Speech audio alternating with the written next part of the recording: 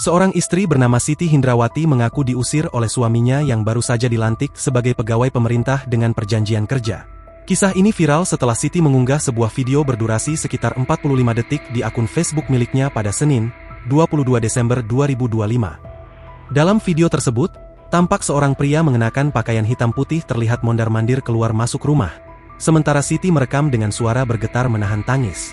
Di halaman rumah terlihat tumpukan barang dan sejumlah perabotan yang telah dikeluarkan, memperkuat dugaan bahwa terjadi pengusiran.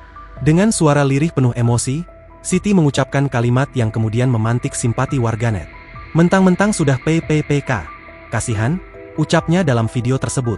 Sementara saat dikonfirmasi Tribun Gorontalo.com, Siti membenarkan bahwa dirinya telah meninggalkan rumah. Ia mengaku sudah lama diperlakukan seperti itu oleh suaminya. Sudah lama saya sering diperlakukan seperti ini.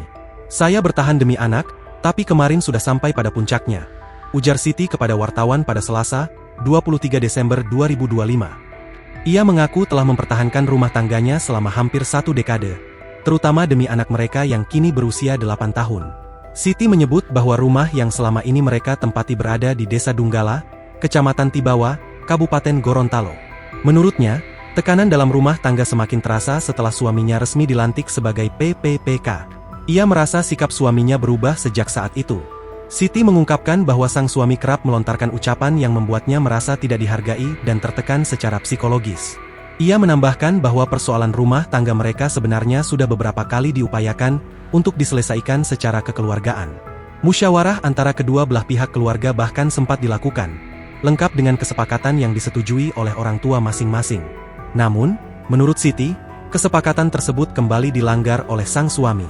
Merasa tidak lagi sanggup bertahan, Siti akhirnya memilih meninggalkan rumah dan kini tinggal sementara di rumah ibunya di Kecamatan Telaga, Kabupaten Gorontalo.